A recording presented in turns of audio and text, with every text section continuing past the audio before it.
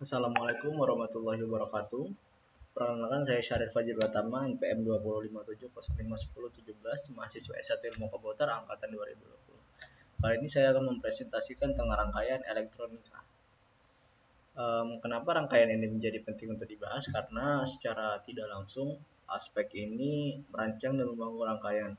Kemudian ini sebagai salah satu sarana pemecah permasalahan juga, karena pemahaman komponen utama membantu kita untuk mendiagnosis dan memperbaiki masalah yang mungkin terjadi dalam rangkaian elektronika. Kemudian pemilihan yang tepat itu didasarkan karena pengetahuan yang tepat. Kemudian sebagai pengoptimalan kinerja dan sebagai komunikasi dengan profesional lain. Dan yang terakhir sebagai aspek untuk pengembangan karir. Kita akan bahas yang pertama, yaitu ada resistor. Resistor sendiri merupakan sebuah komponen pasif yang memiliki resistansi terhadap aliran listrik. Fungsinya itu resistor sebagai pengatur arus, pembagi tegangan, pengatur gain, pembatas arus, hingga pemanasan dan pengendalian daya. Kemudian kita akan membahas kapasitor. Kapasitor seperti gambar yang terlihat merupakan suatu komponen pasif yang dapat menyimpan dan melepaskan muatan listrik, di mana memiliki beberapa fungsi antara lain penyimpanan energi, penyaringan dan pembentukan sinyal, penyediaan tegangan stabil, perlindungan dan pengamanan, hingga penghapusan tegangan. Sangat banyak fungsi dari kapasitor ini. Dan yang terakhir, selanjutnya itu ada induktor. Induktor ini komponen utama jadi dia sebuah komponen utama dalam rangkaian elektronika yang berfungsi untuk menyimpan energi dan membentuk medan magnetik. Pengaplikasiannya kerap sekali kita temuin di sistem tenaga listrik, di elektronika konsumen, hingga elektronika mobil.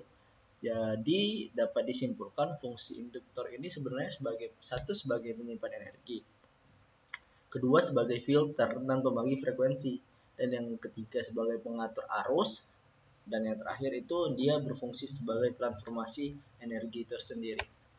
Kemudian transistor. Transistor tidak kalah penting dari elemen-elemen lainnya, di mana transistor merupakan semikonduktor yang berfungsi sebagai saklar elektronik dan amplifier sinyal. Transistor sendiri terdiri atas 3 lapisan bahan. Yang pertama semikonduktor yang paling atasnya, terus itu ada base, itu yang paling atas base, kemudian emitter itu yang lancip itu, terus yang tercolok itu namanya kolektor. Dimana fungsinya sendiri itu yang pertama sebagai amplifier seperti yang saya singgung di pengertian, dan yang kedua itu sebagai switch. Jadi saklar itu umumnya terdiri dari beberapa transistor, kemudian sebagai logika digital, dan yang terakhir juga sebagai pengatur arus. Di balik itu semua ada juga yang namanya dioda, di mana dioda ini salah satu komponen semikonduktor yang memiliki 2 terminal yang berfungsi sebagai penghantar arus listrik dalam satu arah, di mana pengaplikasiannya kerap sekali kita temukan di rectifier. Kalau kalian tahu sirkuit penyearah gitu yang satu arah, nah itu menggunakan dioda. Kemudian sebagai pendeteksi sinyal, kemudian sebagai pengatur tegangan, dan fungsinya itu ya sama sebagai perlindungan, pengaturan tegangan, hingga deteksi sinyal. Yang terakhir itu IC, Integrated Circuit. Semua komponen yang saya sebutkan tadi umumnya digabung dalam satu IC. Jadi IC itu sebuah rangkaian elektronik kompleks yang terdiri dari ribuan hingga jutaan komponen semikonduktor, yang di dalamnya seperti transistor, resistor, kapasitor, hingga dioda yang kita sebutkan di sebelum-sebelumnya.